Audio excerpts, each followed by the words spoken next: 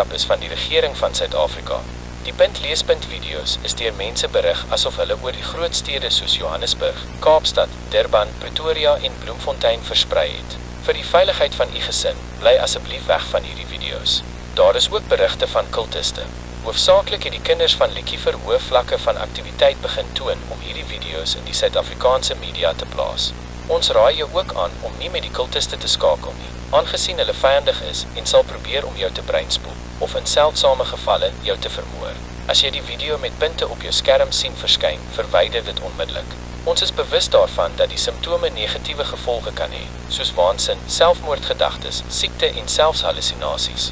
Dankie dat u die boodskap verstaan het. Ons sal ons bes doen om gesinne te beskerm teen die bedreigings van leestekenvideo's in Suid-Afrika.